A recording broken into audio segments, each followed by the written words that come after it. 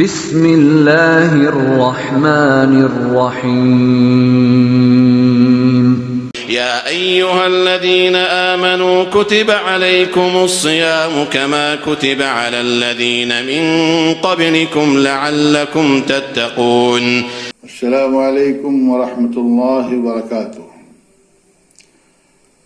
الحمد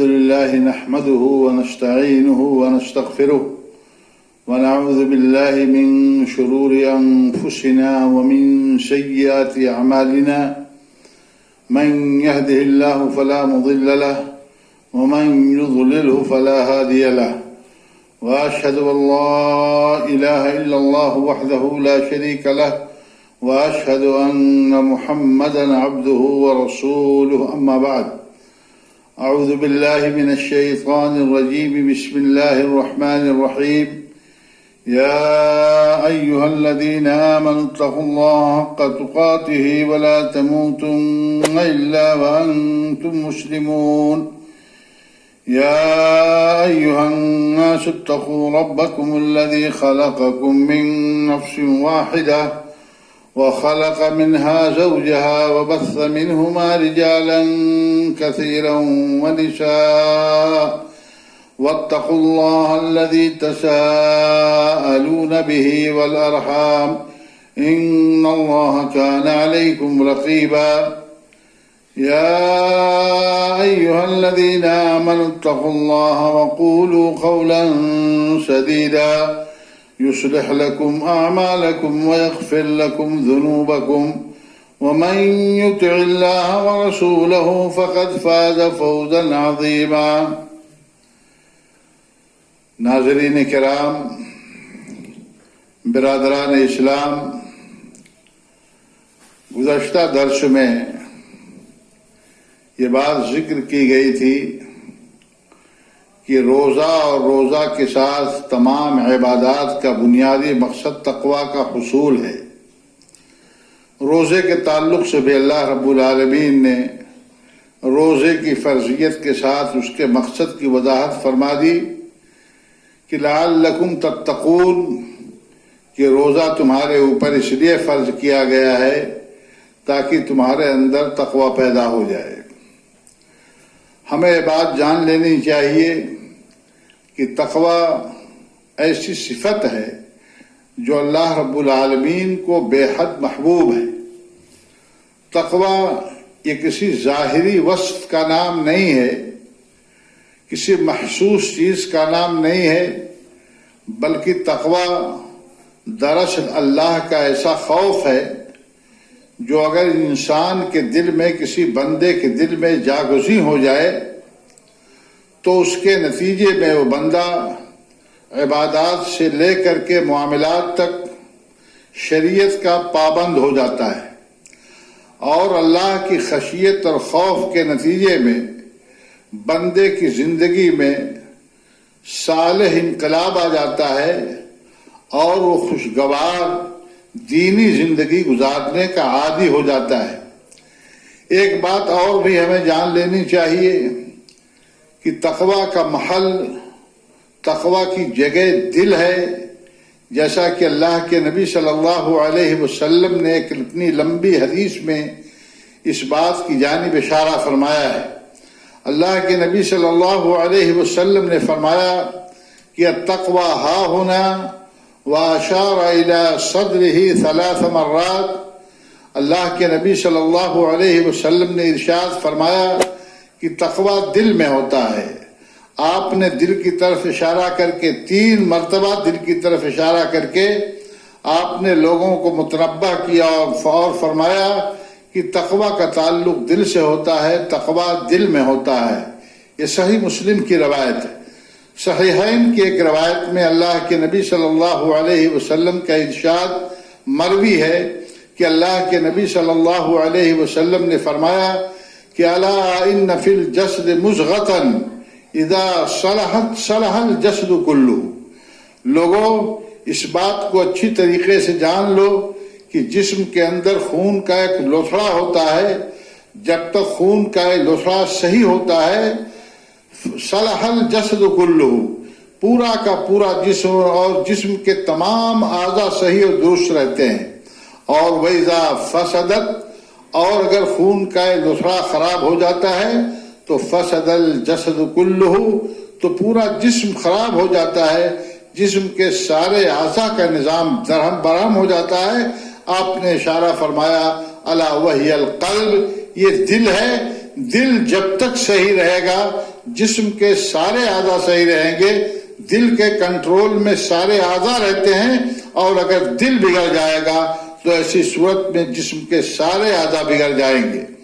اللہ کے نبی صلی اللہ علیہ وسلم نے ایک اور حدیث میں ارشاد فرمایا، صحیح مسلم کی روایت ہے کہ ان اللہ لا ينظر الى صورکم ولا الى اجسادکم ولكن ينظر الى قلوبکم واعمالکم. اللہ رب العالمین نہ تمہاری شکلوں کو دیکھتا ہے نہ تمہارے جسموں کو دیکھتا ہے. اللہ رب العالمین تمہارے دلوں کو دیکھتا ہے، تمہارے کاموں کو، تمہارے اعمال کو اللہ رب العالمین دیکھتا ہے. اس لیے میرے بھائیوں، تقوی کا معیار صرف عبادات نہیں ہے، بلکہ تقوی کا دائرہ بہت وسیع ہے. عبادات، اسی طریقے سے فرائض و واجبات، حقوق و معاملات، سلوک و اخلاقیات، گھر کے حقوق، باہر کے حقوق، والدین کے حقوق، بیوی بچوں کے حقوق، مسلمانوں کے حقوق، غیر مسلموں کے حقوق، بھائی بہنوں کے حقوق، پڑوسیوں کے حقوق، معاشرہ اور سماج کے حقوق، ہر قسم کے معاملات، ہر قسم کا لین دین، ہر قسم کا کاروبار، اور اسی طریقے سے ملازمت میں تقوی مطلوب و مقصود ہے. ان تمام چیزوں کے اندر تقوی ہونا چاہیے، اور ان تمام چیزوں میں تقوی اللہ رب العالمین کو مطلوب و مقصود ہے. البتہ جو عبادات ہیں، روزہ ہے، نماز ہے، حج ہے، زکوٰۃ ہے، قربانی ہے، یہ عبادتیں تقوی کے حصول میں معاون و مددگار ہوتی ہیں. حضرت عمر ابن خطاب رضی اللہ تعالی عنہ نے ایک موقع پر فرمایا تھا کہ لا تغرنک صلاۃ احد ولا صیامہ، کسی کی نماز اور کسی کے روزے سے کسی کو دھوکے میں نہیں آنا چاہیے کہ بڑا متقی ہے، بڑا پرہیزگار ہے. اور آپ نے آگے ارشاد فرمایا من شاء صلی من شاء صام، جس کا دل چاہے وہ نماز پڑھے، جس کا دل چاہے روزہ رکھے. یہ حقوق العباد ہیں، لیکن ایک بات کان کھول کر کے سن لو، وَلَٰكِن لَا دِينَ لِمَن لَا أَمَانَةَ لَهُ، اس کے دین کا کوئی اعتبار نہیں ہے جس کے پاس امانت نہ ہو، جو امانت دار نہ ہو. اسی طریقے سے حضرت عمر رضی اللہ تعالی عنہ کے تعلق سے ایک واقعہ اور بھی مشہور ہے کہ ایک مرتبہ ان کے سامنے ایک شخص کا ذکر کیا گیا، اس کے تقوی کی تعریف کی گئی کہ فلاں آدمی بڑا متقی ہے. حضرت عمر بن خطاب رضی اللہ تعالی عنہ نے لوگوں کی باتیں سن کر کے فرمایا کہ لعلک رأیتہ خارج المسجد، شاید آپ نے اس کو مسجد سے نکلتے ہوئے دیکھا ہے. آپ نے دیکھا کہ بڑا نمازی ہے، مسجد میں بہت آتا جاتا ہے، اور آپ نے اس کو متقی سمجھ لیا. حالانکہ آپ نے اس کے ساتھ سفر کیا ہے، اس کے ساتھ کوئی لین دین کیا ہے، اس کے ساتھ کوئی معاملہ داری کیا ہے، اس کو اس لحاظ سے پرکھا ہے، تو معلوم یہ ہوا کہ صرف نماز پڑھنے سے، روزہ رکھنے سے آدمی متقی نہیں ہو جاتا ہے، بلکہ اس کو معاملات کے اندر بھی بہت صاف ستھرا اور بہت پاک و صاف ہونا چاہیے. اللہ رب العالمین نے بتایا کہ رشتہ داریوں کا نبھانا بھی تقوی میں شامل ہے. اللہ رب العالمین نے ارشاد فرمایا کہ یا ایھا الناس اتقوا ربکم الذی خلقکم من نفس واحدہ وخلق منها زوجها وبث منهما رجالا كثيرا ونساء واتقوا الله الذي تساءلون به والارحام ان الله كان عليكم رقيبا.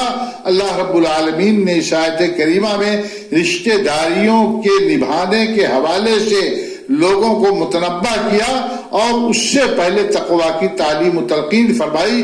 اس سے اشارہ ملتا ہے کہ تقوی کے وسیع مفہوم میں رشتہ داریوں کا نبھانا بھی شامل ہے. اسی طریقے سے رزق حلال کمانا اور رزق حلال کھانا اور اپنے بچوں کو کھلانا، یہ بھی تقوی میں شامل ہے. اللہ رب العالمین نے فرمایا کلوا مما فی الارض حلالا طیبا واتقوا اللہ الذی انتم بہ مؤمنون. یہاں حلال چیز کھانے کے ساتھ اللہ رب العالمین نے اللہ سے ڈرنے اور اللہ کا تقوی اختیار کرنے کا حکم دیا کہ واتقوا اللہ الذی انتم بہ مومنون، کہ اس اللہ سے ڈرو جس کے اوپر تم ایمان رکھتے ہو۔ سود کے حوالے سے اللہ رب العالمین نے گفتگو کرتے ہوئے بھی تقوی کی بات ارشاد فرمائی۔ معلوم ہوا کہ سود سے اجتناب اور سود سے بچنا یہ بھی تقوی کے وسیع مفہوم میں شامل ہے۔ یا ایھا الذین آمنوا اتقوا اللہ وذروا ما بقی من الربا ان کنتم مؤمنین۔ تقوی ہمہ وقت ہونا چاہیے، انسان کی آخری سانس تک تقوی کی اسپرٹ اور روح اس کے دل کے اندر موجود ہونی چاہیے۔ اللہ رب العالمین نے فرمایا یا ایھا الذین آمنوا اتقوا اللہ حق تقاتہ ولا تموتن الا وانتم مسلمون۔ آخرت کی فکر ہونی چاہیے، یہ بھی تقوی کے مفہوم میں شامل و داخل ہے۔ یا ایھا الذین آمنوا اتقوا اللہ، یا ایھا الذین آمنوا اتقوا اللہ ولتنظر نفس ما قدمت لغد واتقوا اللہ ان اللہ خبیر بما تعملون۔ اے وہ لوگوں جو ایمان لائے ہو، اللہ سے ڈرتے رہو، اور ہر نفس کو اس بات پر نظر ہونی چاہیے کہ اس نے آنے والے کل کے لیے کیا چیز آگے بھیجی ہے، اس نے کیا نیکی کمائی ہے۔ واتقوا اللہ، واتقوا اللہ، اور پھر اللہ رب العالمین نے فرمایا اللہ سے ڈرو۔ معلوم ہوا کہ آخرت کی فکر کرنا یہ بھی تقوی کے وسیع مفہوم میں شامل ہے۔ خیر کے کام میں باہمی تعاون اور غلط چیزوں میں ایک دوسرے کا بائی کاٹ کرنا، ایک دوسرے سے تعاون نہ کرنا، یہ بھی تقوی کے وسیع مفہوم میں شامل ہے۔ اللہ رب العالمین نے فرمایا تعاونوا علی البر والتقوی ولا تعاونوا علی الاثم والعدوان۔ اللہ رب العالمین نے فرمایا کہ نیکی کے کام میں، تقوی کے کام میں ایک دوسرے کی مدد کرو، اور گناہ کے کام میں اور سرکشی کے کام میں آپس میں کسی کی مدد نہ کرو، اور اللہ سے ڈرو۔ اسی طریقے سے سچوں کا ساتھ دینا، اچھے لوگوں کا ساتھ دینا، یہ بھی تقوی کے وسیع مفہوم میں شامل ہے۔ اللہ رب العالمین نے فرمایا یا ایھا الذین آمنوا اتقوا اللہ وکونوا مع الصادقین۔ اے لوگوں جو ایمان لائے ہو، اللہ سے ڈرو، اللہ کا تقوی اختیار کرو اور سچے لوگوں کا ساتھ دو۔ تو میرے بھائیوں، یہ اللہ رب العالمین نے قرآن کریم کی ان آیتوں میں، اس کے علاوہ اور بہت ساری آیتوں میں تقوی کے وسیع مفہوم کی جانب اشارہ کیا ہے۔ متقیوں کے تقوی کی میں چند مثالیں بھی ذکر کرنا چاہتا تھا، لیکن وقت کم ہے۔ حضرت ابوبکر رضی اللہ تعالی عنہ جو مسلمانوں کے پہلے خلیفہ ہیں، ان کا ایک واقعہ ہے کہ ایک مرتبہ ان کا غلام کچھ کما کر کے لایا، حضرت ابوبکر صدیق رضی اللہ تعالی عنہ نے اس کو کھا لیا۔ کھانے کے بعد ان کے دل میں خیال پیدا ہوا کہ یہ غلام جو کچھ لے کر کے آیا ہے پتہ نہیں حلال ہے، مشکوک ہے، مشتبہ ہے، حرام ہے، میں نے اس سے دریافت نہیں کیا۔ حضرت ابوبکر رضی اللہ تعالیٰ عنہ نے اپنے غلام سے پوچھا کہ میرے بھائی جو چیز تم لے کر کے آئے تھے وہ کہاں سے لے کر کے آئے تھے، کیسے لے کر کے آئے تھے؟ تو اس نے بتایا کہ زمانے جاہلیت میں، اسلام سے پہلے، میں نے ایک کہانت کیا تھا، یعنی کسی آدمی کی قسمت میں نے بتائی تھی، اور علم کہانت کی بنیاد پر کاہن بن کر کے، حالانکہ میں کہانت وہانت جانتا نہیں تھا، لیکن میں نے کسی آدمی کے ساتھ فراڈ کیا تھا، اور اس کے بعد اس کی قسمت میں نے اس کو بتائی تھی، اور اسی کی مزدوری آج اس نے ہم کو دی تھی، وہی لے کر کے میں آیا تھا۔ حضرت ابوبکر صدیق رضی اللہ تعالی عنہ نے فوراً اپنا ہاتھ منہ کے اندر ڈالا، اور اس کے بعد انہوں نے قے کر لیا۔ یہ اللہ رب العالمین کا تقوی تھا، اللہ رب العالمین کا خوف تھا۔ حضرت عمر بن خطاب رضی اللہ تعالی عنہ کی ایک مثال آپ سنیے۔ حضرت عمر بن خطاب رضی اللہ تعالی عنہ کتنے محتاط تھے اور کتنی محتاط زندگی گزارتے تھے۔ ایک مرتبہ انہوں نے مسلمانوں کا وظیفہ مقرر کرنا چاہا، مسلمانوں کے درمیان مال تقسیم کرنا چاہا، اور مہاجرین کے لیے 4,000 دینار انہوں نے متعین، 4,000 درہم انہوں نے مقرر کیا۔ لیکن اپنے بیٹے، اپنے صاحبزادے حضرت عبداللہ ابن عمر کے حصے میں انہوں نے 3,500 درہم رکھے، یعنی اور مہاجرین کی بنسبت 500 ان کے حصے میں کم رکھا۔ لوگوں نے سوال کیا کہ امیر المومنین، آپ کے صاحبزادے بھی تو مہاجرین کی فہرست میں شامل ہیں اور مہاجرین کی فہرست میں سر فہرست ہیں، آپ نے ان کو 500 گھٹا کر کے کیوں دیا؟ تو حضرت عمر ابن خطاب رضی اللہ تعالیٰ عنہ نے فرمایا کہ عبداللہ ابن عمر جو میرا بیٹا ہے یہ خود ہجرت کر کے نہیں آیا ہے، میں اس کو اپنے ساتھ لے کر کے آیا ہوں، تو میں بھلا اس کو ان لوگوں کے برابر کیسے کر دوں جو خود سے ہجرت کر کے آئے ہیں؟ تو میرے بھائیوں، یہ تقویٰ تھا، اور اس تقویٰ کی وجہ سے حضرت عمر ابن خطاب رضی اللہ تعالی عنہ نے اس چیز کا مظاہرہ کیا، اور بہت سارے واقعات تقویٰ کے مظاہر کے تعلق سے، بہت سارے واقعات صحابہ کرام کی زندگی میں، خلفائے راشدین کی زندگی میں، اسی طریقے سے تابعین کی زندگی میں، ائمہ مجتہدین کی زندگی میں، ہمارے بزرگوں اور اسلاف کی زندگیوں میں بے شمار واقعات ہیں۔ ہم سب کو بھی بہت محتاط زندگی گزارنے کی کوشش کرنی چاہیے، اپنے اندر تقویٰ پیدا کرنے کی کوشش کرنی چاہیے۔ اللہ رب العالمین صحیح معنوں میں ہم سب کو متقی بنا دے، اور ہم سب کے دلوں کو اپنے تقویٰ سے معمور کر دے، اپنی خشیت ہمارے دلوں کے اندر ڈال دے کہ ہم اللہ رب العالمین کے حکم کے مطابق چلنے والے بن جائیں، اور اللہ رب العالمین کی مرضی کے مطابق اپنی زندگی گزارنے کے عادی بن سکیں۔ آمین۔ وآخر دعوانا الحمدللہ رب العالمین، والسلام علیکم ورحمۃ اللہ وبرکاتہ۔